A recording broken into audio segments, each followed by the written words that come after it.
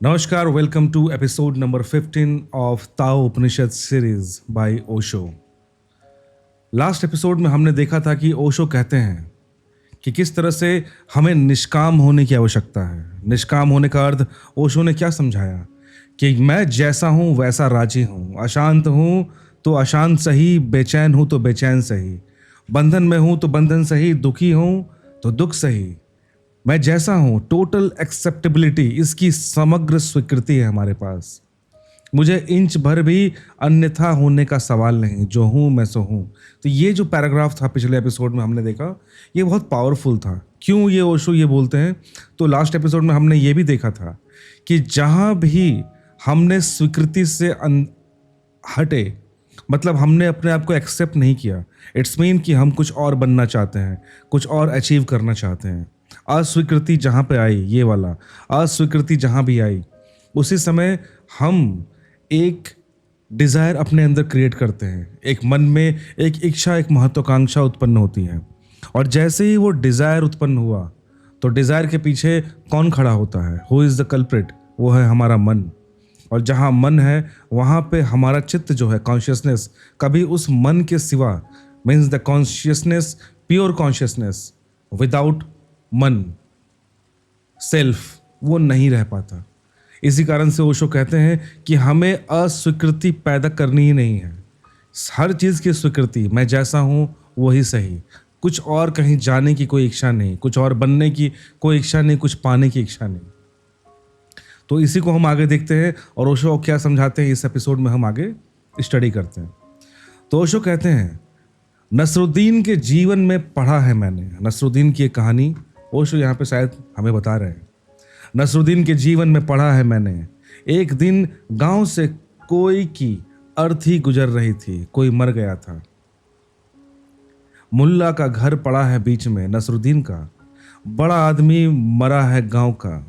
करीब करीब गांव के सभी प्रतिष्ठित लोग अर्थी में सम्मिलित हुए। नसरुद्दीन का घर बीच में पड़ा देखकर सम्मानवश अनेक लोगों ने नसरुद्दीन के झोपड़े की तरफ हाथ उठाकर सलाम किया है, नमस्कार किया है कि किसी की अर्थी जा रही है और उसमें बहुत सारे लोग इकट्ठा हैं, क्योंकि बहुत ही प्रतिष्ठित आदमी की अर्थी जा रही है। तो जब नसरुद्दीन का घर बीच में पड़ा तो उसके झोपड़े की तरफ लोगों ने, बहुत लोग, होता नहीं है कि हम लोग प्रणाम कर लेते हैं, सर झुका लेते हैं, इस तरह से किया। तो नसरुद्दीन की पत्नी बाहर खड़ी है।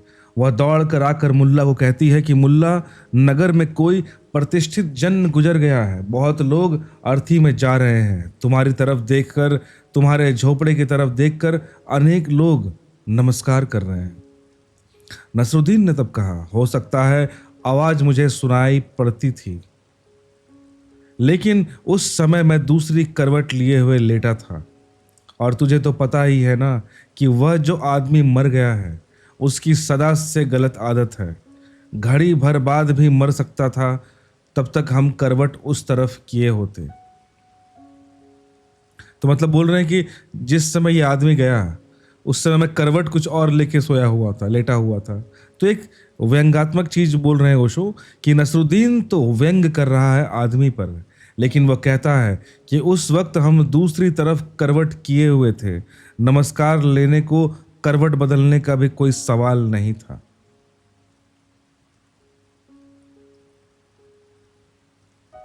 कि हम नमस्कार भी नहीं ले रहे हैं। थोड़ा सा ये टफ लगा मुझे समझने के लिए कि ओशो ओवरऑल क्या बोलना चाह रहे हैं। कोई बात नहीं, आगे देखते हैं, हमें आगे समझ में आएगा। एक बार गांव के लोगों ने सोचा नसरुद्दीन बहुत मुश्किल में है। कुछ पैसे इकट्ठे किए और नसरुद्दीन को देने आए। वह सीधा चित्त लेटा हुआ था, खुले आकाश के नीचे वृक्ष के पास। लोगों ने कहा कि हम कुछ पैसे भेंट करने आए हैं। नसरुद्दीन, सुना कि तुम बहुत तकलीफ में हो। नसरुद्दीन ने कहा, तुम थोड़ी देर से आना, क्योंकि खीसा मेरे नीचे दबा है। जब मैं उल्टा लेट जाऊं तब तुम आकर रख जाना। नसरुद्दीन ने आदमी पर गहरे व्यंग किए हैं। वह कीमती आदमी था। पर अगर हम निष्काम भाव की गहराई में जाएं तो हमें पता चलेगा कि जहां है, जैसे हैं, स्वीकृत हैं। इसमें इंच भर यहाँ वहाँ होने की कोई कामना ना हो वैसी कामना तो लाओत्से कहता है, जीवन के रहस्य को अतल गहराइयों को स्पर्श किया जा सकता है और गहराइयों में ही जीवन है।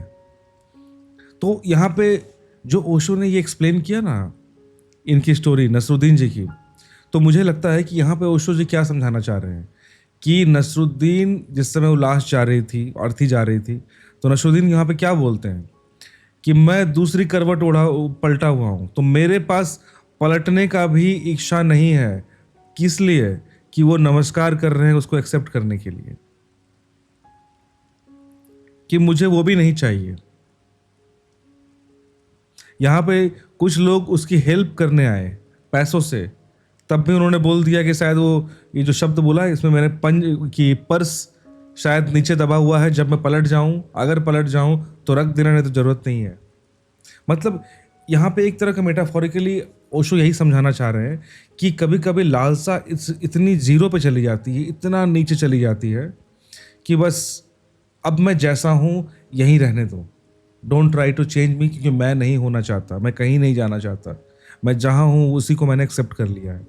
और लाओ त्से भी यही कह रहे हैं कि जब तक इस लेवल पे हम नहीं पहुँचते कि कोई कामना बचे ही ना, कोई डिज़ायर बचा ना हो कुछ होने की, कुछ बनने की, तब तक हम असल गहराई तक नहीं पहुँच सकते जीवन के। और गहराइयों में ही जीवन है, सतह पर तो केवल परिधि है, सतह पर तो बाह्य रेखा मात्र है। और हम सतह से उस गहराई तक कब पहुंचेंगे?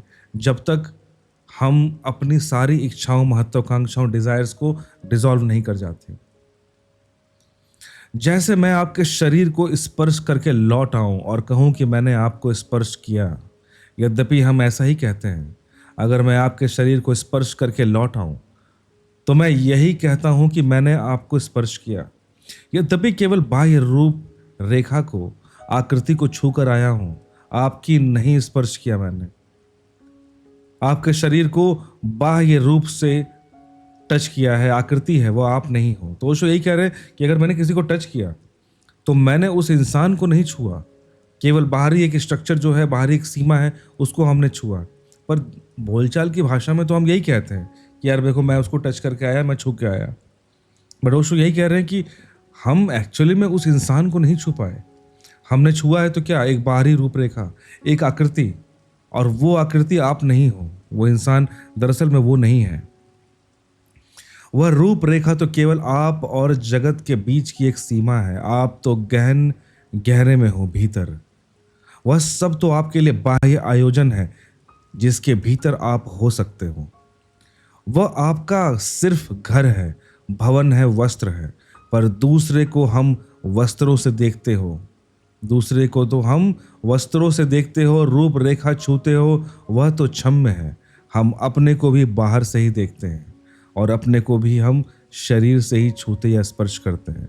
यहाँ बहुत डीप लाइन गई है ये वाली, कि देखो दूसरे लोग तुमको देखते हैं बाहरी रूपरेखा में, तुम्हारे कपड़ों से, तुम्हारे रंग रूप से तो थोड़ा समझ में भी आता है कि चलो भाई वो दूसरे देख रहे हैं, पर हम खुद भी अपने आप को उसी तरह ही देखते हैं, एक बाहरी स्ट्रक्चर के फॉर्म में। अपने हमने क्या पहना हुआ है, हम कैसे दिख रहे हैं, हम भी शरीर के इस ऊपरी आवरण के अलावा कभी भीतर नहीं जा पाते। खुद के सेंस में भी दूसरों को क्या देखेंगे, दूसरों को क्या समझेंगे, हम खुद को भी उस लेवल तक नहीं जा पाते अपने आप को देखने के लिए। तो ओशो यही बोल रहे हैं कि दूसरे करते हैं हमारे साथ कि हमें नहीं पहचान पाते, देख पाते तो चलो माफ़ किया, हम खुद को भी नहीं देख पाते, हम खुद को भी ऊपरी आवरण तक ही देख पाते हैं। पूरा जीवन को हम बाहर से ही छू पाते हैं। लाओ त्से कहता है काम युक्त मन के कारण, तो ऊपर से ही छू पाते हैं। क्यों? अकॉर्डिंग टू लाओ त्से this is because of desire. कि हम डिजायर क्यों होता है? डिजायर जनरली बाहरी चीजों को पूरा करने के लिए ही किया जाता है। जितनी भी डिजायर्स हमारे अंदर हैं, धनराशि, घर, बंगला, पद, ये सब बाहरी शरीर को ही चाहिए और कुछ नहीं। इवन जो ओशो ने पिछले एपिसोड में हमने देखा है कि ओशो ने यह भी कहा है कि कोई इंसान अगर ये बोले कि मैं शांति चाहता हूँ, ध्यान चाहता हूँ, वो भी एक तरह का डिजायर कर रहा है। किस सेंस में? वो इस शरीर को ही उस सुख तक पहुंचाना चाहता है, अदरवाइज वो डिजायर भी, वो कामना भी नहीं करता।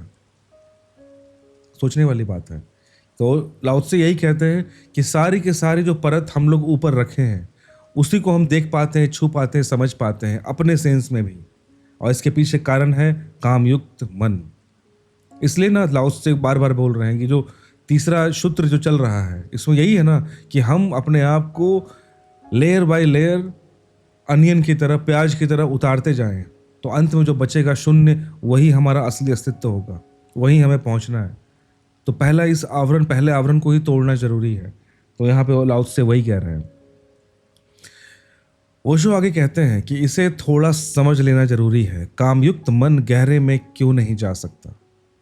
अब इसके पीछे कारण क्या है कि क्यों नहीं जा पा रहा है वो डीपली। 3 सूत्र हैं। एक, पहला, कामयुक्त मन एक जगह एक क्षण से ज्यादा ठहर नहीं सकता, इसलिए खुदाई नहीं कर सकता। कामयुक्त मन भागा हुआ मन है, एक क्षण भी वह एक जगह नहीं रुक सकता।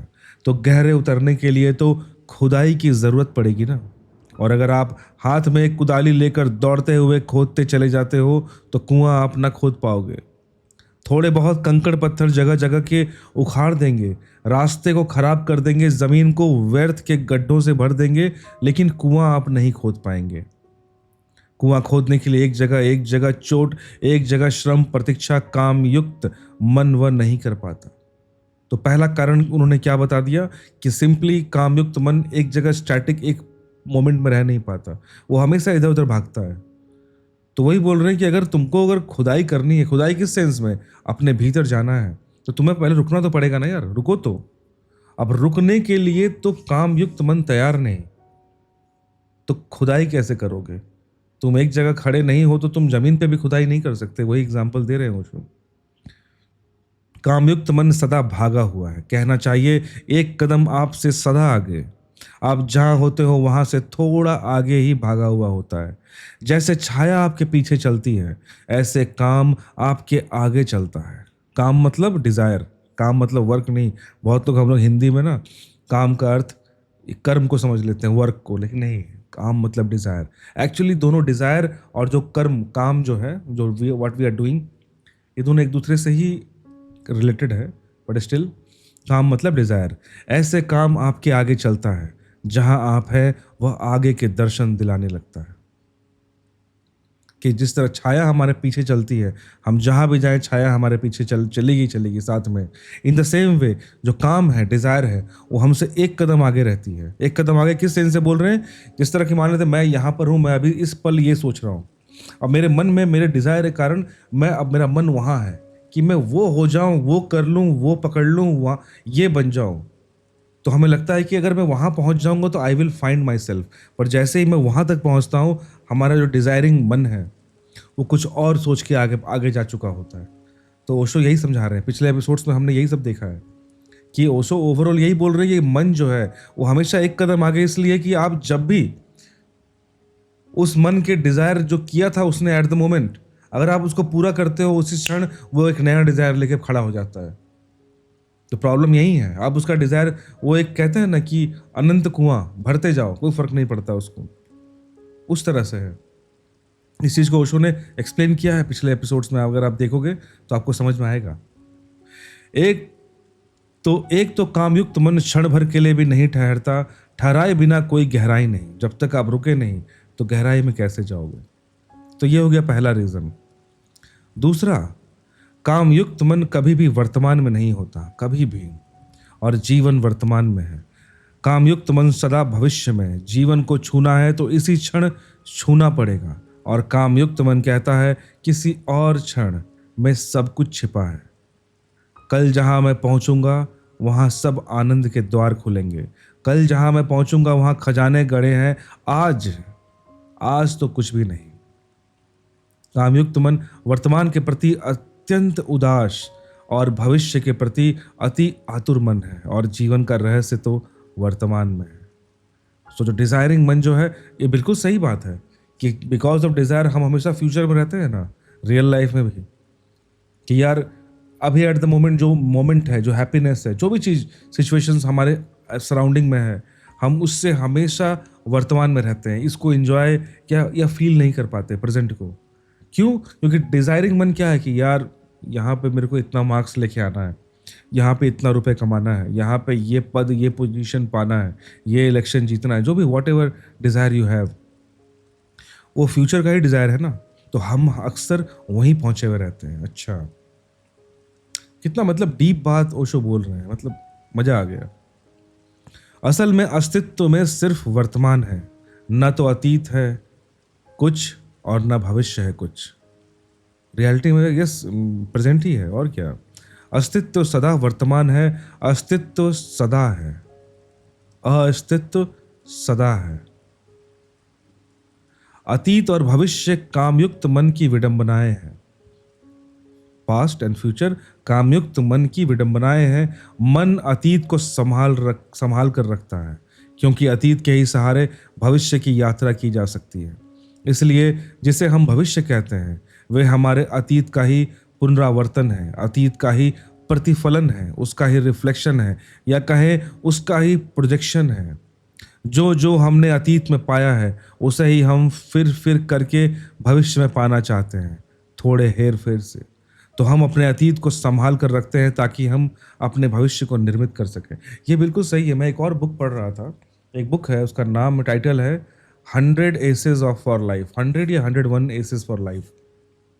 उसका अगर आप फर्स्ट एसे पढ़िएगा ना, तो इसी से रिलेटेड बात बोली गई है वहाँ पे, कि अक्सर ये होता है कि हम जब भी किसी फ्यूचर के बारे में सोचते हैं, एक बात सोचना ध्यान से, कि जब भी हम किसी फ्यूचर के बारे में सोचते हैं कि मुझे ये करना है, ये पाना है, ये अचीव करना है, एक बात हमेशा ध्यान रखना, ध्यान से सुनना इस बात को, वो जो भी हमारा प्रिडिक्शन है, जो भी हमारा प्रोजेक्शन है भविष्य के लिए, वो अक्सर या फिर 100% हमारे पास्ट से ही इन्फ्लुएंस्ड होके बनता है।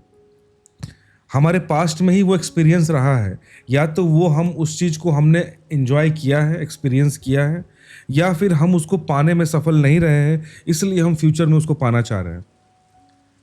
हमारे पास्ट में जो चीज़ नहीं हुआ है या जिसकी हमने कामना नहीं की है, वो अगर हटा दिया जाए तो उसके अलावा हम फ्यूचर में कुछ भी और प्रिडिक्ट या कुछ भी और प्रोजेक्ट नहीं करते अपने लाइफ के बारे में, या फिर कुछ भी और मैंने डिज़ायर नहीं करते फ्यूचर के बारे में रिगार्डिंग अस स्पेशली। तो उसको यही कह रहे हैं कि जो भी हम फ्यूचर देखते हैं ना, उसको हम अतीत पकड़ के, हमारा मन जो है उस पास्ट को पकड़ के रखा है। और उस पास्ट को क्यों पकड़ के रखता है हमारा मन? ताकि उसी के बेस पर वो फ्यूचर का एक, कहता है ना, लाला लैंड जिसको कहते हैं, एक किला बना सके। और उस किले पे ही उसकी, वो किला किस बेस से बनता है कि हाँ, ये चीज़ मुझे अच्छा लगा था पास्ट में, फ्यूचर में मुझे ये चाहिए। ये चीज़ मुझे अच्छी नहीं लगी थी पास्ट में, तो ये चीज़ नहीं चाहिए। या फिर ये चीज़ मैं पाना चाहता था पास्ट में, ये नहीं मिला, मुझे वो चाहिए। तो हमारा, अगर तुम ध्यान से देखोगे, जो भविष्य है वो हमेशा इस पास्ट का रिफ्लेक्शन ही है, इसी का प्रोजेक्शन ही है।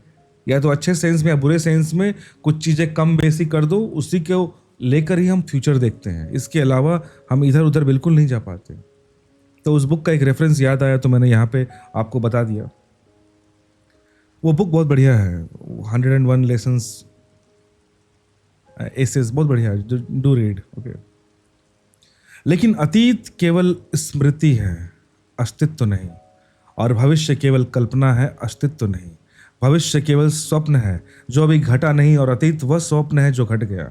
और जो है सदा, वह न तो अतीत है न भविष्य, वह वर्तमान है। शायद उसे वर्तमान कहना भी एकदम ठीक नहीं है। ठीक इसलिए नहीं है कि वर्तमान हम कहते हैं उसे जो अतीत और भविष्य के बीच में है। लेकिन अगर अतीत भी झूठ और भविष्य भी झूठ, तो उन दोनों के बीच में कोई सत्य नहीं हो सकता। दो झूठों के बीच में सत्य का अस्तित्व की कोई उपाय नहीं है। ये तो बहुत डीप बात बोल दी है कि वर्तमान ही अल्टीमेट थिंग है। पास्ट कुछ नहीं, फ्यूचर कुछ नहीं, वो एग्जिस्ट करते ही नहीं है। वो सिर्फ हमारे मन में है। जो रियलिटी में है, जो सदा है, हमेशा से एग्जिस्ट कर रहा है, वो हमारा प्रेजेंट ही है। तो अक्सर ये कहते हैं ना हम लोग कि वर्तमान क्या हुआ, फ्यूचर और पास्ट के बीच में। तो यहाँ पे कह रहे हैं कि शायद उसे वर्तमान कहना भी एकदम ठीक नहीं। ठीक इसलिए नहीं कि वर्तमान हम उसे कहते हैं जो फ्यूचर और पास्ट के बीच में हो। अब फ्यूचर और पास्ट रियलिटी है ही नहीं, तो जो रियल ही नहीं, उसके बीच में एक रियल चीज कैसे हो सकता है? हम कैसे मान सकते हैं? जो कहते हैं ना कि एक इंसान इन दोनों इंसान के बीच में है, पर वो जो जिस दो इंसान की हम बात कर रहे हैं वो एग्जिस्ट ही नहीं करता। तो आप बीच में कैसे बोल सकते हो इस इंसान को? इसको सिंपली एक ड्राइंग बनाता हूँ मैं। एक इंसान ये है, हमने बोला कि एक ये जो येलो वाला है वो इस इंसान और इस ब्लू इंसान के बीच में है, पर हम ये डिनाई कर रहे हैं कि ये दोनों जो है ये दोनों रियल नहीं है, नॉट रियल। ठीक है, ये दोनों नॉट रियल है, नॉट रियल। तो हम कैसे बोल सकते हैं कि ये जो इंसान है ये इन बिटवीन है? कैसे बोल रहे हैं? क्योंकि जो ये दो लोग थे ब्लू और ग्रीन, ये एग्जिस्ट ही नहीं करते, तो इन बिटवीन का तो कोई सवाल ही पैदा नहीं होता। तो यानी ये लोग हैं ही नहीं, जो है ये येलो वाला ही है, ऑरेंज वाला ही है, जो है यही है। तो इन बिटवीन फिटवीन कुछ नहीं, यही पहले भी था, यही अंत भी है, ये कंटिन्यूअस यही है और कुछ नहीं। तो ओशो यही समझाना चाह रहे हैं। इसको थोड़ा सा मैंने ग्राफिकल वे में बोल दिया। इसलिए अगर और ठीक से हम कहें तो वर्तमान भी नहीं है, अस्तित्व इटर्निटी है, शाश्वत है, सनातन है। न वहाँ कभी कुछ मिटता है और ना कभी वहाँ कुछ होता है। वहाँ सब है, सारी स्थिति है कि है, और इसे है मैं जो प्रवेश करे इस ईजनेस में वह जीवन की अतः गहराइयों को छू पाएगा। देखो यार, एक बात बोलता हूँ, यहाँ पे जो ओशो चीज एक्सप्लेन करना चाह रहे हैं ना, इट्स सो डीप कि इसको शब्दों में बयां करना, ओशो जी ने ऑलरेडी बहुत डीपली इसको बोल दिया, लेकिन फिर भी बोल रहा हूँ मैं कि इसको हम शायद तभी समझ सकते हैं एक्चुअल में, जब जो वो बोल रहे हैं उसको हमारे अंदर थोड़ा सा वो घटित हो जाए। जब तक ये बात घटित नहीं होगी ना, तो ये मुझे ऐसा लगता है कि ये केवल शब्दों तक ही रह जाएगा हम तक, कि ओशो जी ने कुछ बोला, हमने सुना, और बस इंटेलेक्चुअल लेवल पे हम मेमोराइज कर सकते हैं बड़े बड़े शब्द कि हाँ जो है नहीं है, इटर्निटी है, शाश्वत है, सनातन है, जो कभी नहीं मिटता। ये सब इंटेलेक्चुअल थॉट तक ठीक है कि मैंने मेमोराइज कर लिया, मैंने कुछ बोल दिया, कहीं पे सुना दिया। जैसे होते हैं ना बहुत लोग शो ऑफ वाले, कि बड़े बड़े शब्द बोलना बहुत आसान होता है, लेकिन उसको जब तक फील नहीं किए तब तक जो ओशो कहना चाह रहे हैं यहाँ पर ना, वो शायद हम ठीक से अप्रिसिएट नहीं कर पाएंगे। एटलीस्ट मैं उस गहराई तक नहीं पहुंच पा रहा हूं जिस गहराई की बात ओशो यहाँ पे कह रहे हैं। आई होप कि with time in future I will understand, I will feel, I will realise. ठीक है,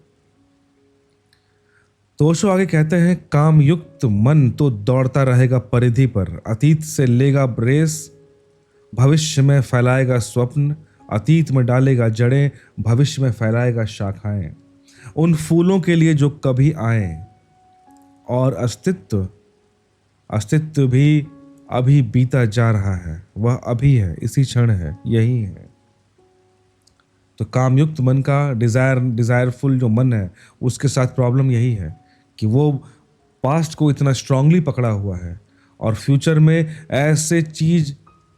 ऐसे पौधे लगाना चाहता है, ऐसी शाखाएं फैलाना चाहता है जो कभी नहीं आएंगी। और अस्तित्व के लिए हमें इसी क्षण होना पड़ेगा, वो अभी है। आप पास्ट को लेके फ्यूचर में कुछ भी प्रोजेक्ट करते रहो, कोई फर्क नहीं पड़ता। वो सारी की सारी हमारे मन की कपोल कल्पनाएं हैं, इसके अलावा कुछ नहीं। जो है इसी क्षण है, जो होगा इसी क्षण होगा। और तीसरी बात ओशो कहते हैं, जीवन है निकटतम। निकटतम कहना भी ठीक नहीं है, क्योंकि हम स्वयं जीवन है। अगर हम स्वयं हैं तो क्या निकटतम, हम ही में तो है जीवन। निकटतम भी हो तो भी हमसे थोड़ा दूर है। जीवन हम स्वयं हैं, और कामयुक्त मन सदा दूर की तलाश है, द फॉर अवे। कामयुक्त मन सदा दूर की तलाश है, और जीवन है निकटतम, निकटतम से भी निकट, और कामयुक्त मन है दूर से भी दूर। इन दोनों का कहीं मिलन नहीं होता, जीवन का और मन का कहीं भी मिलन नहीं होता। किपलिंग ने कहीं गीत गाया है कि पूरब और पश्चिम कहीं नहीं मिलते। वे शायद कहीं मिल भी सकते हो, लेकिन मन और जीवन कहीं नहीं मिलते। हैरान हैरानी की लगेगी बात कि मन और जीवन कहीं नहीं मिलते। इसलिए तो मन से भरा है वह जीवन से रिक्त है। जो मन से भरा हुआ है, मन से भरा हुआ मतलब जहाँ मन बहुत ही ज़्यादा पावरफुल है। अब वो मन पावरफुल कब होता है? When there are lot of desires, कामनाओं से जो भरा हुआ है। तो इसलिए कहते हैं, इसलिए जो मन से भरा हुआ है वह जीवन से रिक्त हो जाता है, और जो मन से खाली होता है वह जीवन से भर जाता है। डिजायर खत्म, life will fill you up. इसलिए कठिनाई मालूम पड़ेगी, क्योंकि हम तो मन से ही भरे हैं ना, हम डिजायर से ही भरे हैं, और क्या। तो हमें जीवन का कोई पता नहीं चलता, पता चला या नहीं चला, नहीं, हमें जीवन का कोई पता नहीं चला है। हमने मन को ही जीवन समझा है, और मन को जीवन समझ लेना ऐसा ही है जैसे कंकड़ पत्थर को कोई हीरा समझ ले, या वृक्ष से गिरते हुए सूखे पत्ते को कोई फूल समझ ले, और कभी आंख उठाकर न देखे कि उस ऊपर फूल भी खिले हैं। सूखे पत्ते जो वृक्ष से गिर जाते हैं, वर्जित फेंक दिए जाते हैं, निष्कासित, उनको बिनते रहेंगे और समझेंगे कि फूल हैं। उनके ढेर लगा लेंगे और तिजोरियां भर लेंगे। मन केवल राख है अतीत का। जैसे रास्ते से कोई राहगीर गुजरे तो कपड़ों पर धूल जम जाती है ना, ऐसे ही अस्तित्व से गुजर कर जो राख हम इकट्ठी करते हैं मार्गों की, उसका संग्रह है मन। उसी संग्रह से हम भविष्य के संबंध में सोचते चले जाते हैं। कितनी प्यारी बात ओशो ने कही है यहाँ पे यार, कि जीवन का हमें कभी पता ही नहीं चला, क्योंकि जीवन तब तक वहां नहीं आ सकता जब तक मन खाली ना हो। और चूंकि हम तो मन से ही भरे पड़े हैं ना, डिजायर से ही भरे पड़े हैं। और अक्सर ऐसा ही होता है ना कि हमें लाइफ में क्या लगता है, लाइफ में यही लगता है कि जो डिजायर्स है हमारी, जो महत्वाकांक्षा है, जो हम बनना चाहते हैं, करना चाहते हैं, पाना चाहते हैं, अचीव करना चाहते हैं, वही तो हमें हमारा लाइफ है। हमारी जो पूरी ज़िंदगी है वही तो है। अब अगर वही ज़िंदगी है तो फिर मन कभी खाली होगा ही नहीं, और मन कभी खाली नहीं होगा तो जीवन कैसे आएगा। तो सूखे पत्ते की तरह हम इकट्ठा करते रहे फूल समझकर, कोई फायदा नहीं।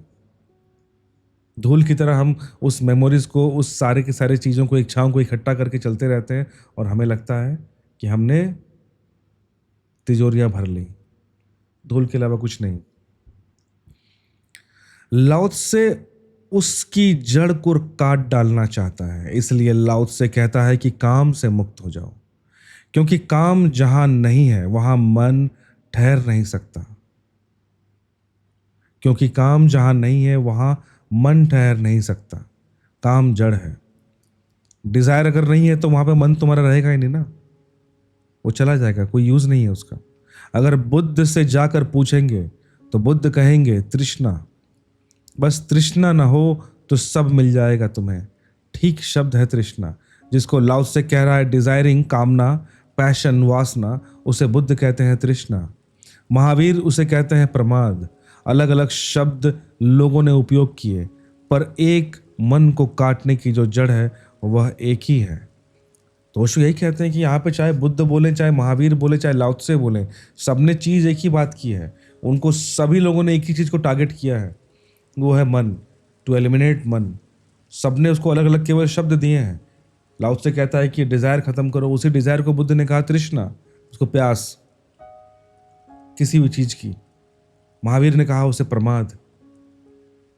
पर सबका टारगेट एक ही है, उस मन को काटने की व्यवस्था। जिसने कुछ चाहा है वह मन के बाहर ना हो सकेगा। जिसने भी कुछ चाहा है वह मन के बाहर ना हो सकेगा। जिसने कुछ भी ना चाहा वह इसी क्षण मन के बाहर चला जाएगा, इसी क्षण। उसे कल तक रुकने की आवश्यकता नहीं। अगर इसी क्षण बैठकर आप इतना साहस जुटा पाए कि अब मैं कुछ नहीं चाह रहा, तो इसी क्षण आप जन्मों जन्मों की अंधी स्थिति से बाहर हो सकते हैं, इसी क्षण।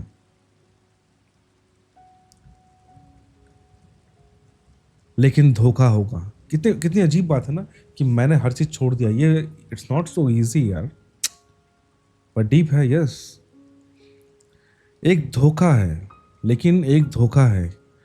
और धोखा इसलिए नहीं होता कि बाहर होना असंभव है। धोखा इसलिए होता है कि आप पूरे मन के राज को नहीं समझ पाते। मेरी बात सुनेंगे तो आपके मन में होगा, अगर हो सकते हैं तो बाहर तो क्यों ना जाएं, अभी हो जाएं, हो जाना चाहिए। मुझे यही बोल रहे हैं कि मन जो है ना बहुत ही ज़्यादा कपटी है, बहुत ही ज़्यादा चालाक है।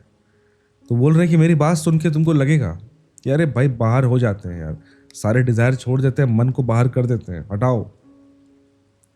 अगर आपने हो जाने की चाह निर्मत की और आपने इसलिए आंख बंद की कि इच्छा है मुक्त हो जाए झंझट से, शांत हो जाए, परम आनंद बरस पड़े या तृष्णा को तोड़ ही दें, तो द्वार खुल जाएंगे जीवन के रहस्य की। अगर आपने इसको भी चाह कर रूप दिया तो आप फिर छटक गए, फिर भटक गए। हमने पिछले एपिसोड में भी हमने देखा है कि कोई इंसान है जिसने हर चीज़ छोड़ दिया, अपना पैसा, शोहरत, पद, घर बार, कपड़े तक त्याग दिए, और उसने क्या डिज़ायर पकड़ लिया कि मुझे अब शांति चाहिए, ध्यान चाहिए, उस परमात्मा की झलक चाहिए। तो ओशो ने उस समय भी कहा था ना इस बात को कि आपने अगर वो डिज़ायर ले लिया तो वो डिज़ायर तो बाकी धनराशि, कपड़ा लत्ता, बंगला से तो और भी ज़्यादा बड़ा है। आपने तो बहुत छोटी चीज़ छोड़ी थी और उससे ज़्यादा बड़ा सरदर्द आपने पकड़ लिया। यहाँ पे वही बोल रहे हैं ओशो कि देखो, अगर तुमने अभी सोचा, मैं अगर बोल रहा हूँ ये बातें और तुमने सोचा कि चलो अच्छा है ना, मन को बाहर कर ही देते हैं, तो यहाँ पर मन एक जो बहुत बड़ा ट्रिक खेलता है। तो मन अचानक से तुम में एक नया डिज़ायर डाल देगा फट से। अब वो डिज़ायर क्या होगा कि अब भाई आंख बंद करके अपने को ध्यान करना है, प्रभु के दर्शन करने हैं, सारे द्वार खुल जाएंगे, तृष्णा जो बुद्ध ने कहा वो तृष्णा को मैं मार दूंगा। ये तो और भी बड़ा डिज़ायर उस मन ने क्रिएट कर दिया तुम्हारे लिए। तुम जिस मन को भगाना चाह रहे थे भाई, तुमने उस मन को चाहे अनचाहे और भी ज़्यादा स्ट्रांग कर दिया। तो ओशो यही कहते हैं कि इस गलती में मत पड़ना कि मन बहुत ही खतरनाक है, मन के अपने राज हैं, बहुत ही ज़्यादा, बहुत स्मार्ट है वो। तो यहाँ पर हमारा एपिसोड 15 ख़त्म होता है। नेक्स्ट वीडियो में हम एपिसोड 16 यहाँ से आगे ले जाएंगे। तो यहाँ तक आपने ये वीडियो देखा, और अगर आपने पहले बार ये वीडियो देख रहे हैं तो प्लीज़ लाइक, कमेंट, अगर सब्सक्राइब नहीं किया सब्सक्राइब कर सकते हैं और अपना फीडबैक दे सकते हैं। और क्या कहते हैं, सीरीज़ है ये पूरा, एपिसोड 1 से स्टार्टिंग से देखोगे तो आपको बहुत कुछ समझ में आएगा। अच्छा, मैं एक बात बोलना चाहता हूँ, बहुत से लोग, कुछ लोग कमेंट करते हैं इस तरह से कि ओशो की आवाज़ में है, ये है, वो है। भाई एक बात समझो, मेरी कोई हैसियत नहीं है कि मैं ओशो जैसे बुद्ध पुरुष को की आवाज़ कॉपी करूं। मैं कोई मिमिक्री आर्टिस्ट नहीं हूं, मेरा ये बोलने का तरीका है। मैं बस सिर्फ इतना चाहता हूं कि मैं पढूं, और साथ में चूंकि इसमें इतना डीप नॉलेज है, मैं बस दुनिया से शेयर करना चाहता हूं, नथिंग एल्स।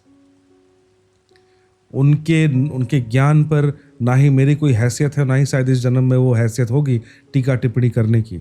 मैं बस अपने अंडरस्टैंडिंग जो मैं समझ पाया as a common normal intelligence के साथ, उसी को बता रहा हूँ। अगर वो इस तरह से, क्या होता है ना, इसको कहते हैं बुक डिस्कशन कल्चर, जैसे कॉलेजों वगैरह में होता है कि कभी कभी क्या होता है कि जब आप अकेले किसी चीज़ को पढ़ते हो, सुनते हो, तो आपको कुछ लगता है कि अच्छा ऐसा मैंने सोचा यही सही है, या फिर इस किताब में जो लिखा है या इसमें जो लिखा है यही है। पर आप एक दो लोगों से जब बात करते हो, डिस्कस करते हो, दूसरा पॉइंट ऑफ व्यू लेते हो, तो हमारी अंडरस्टैंडिंग बहुत बढ़ती है।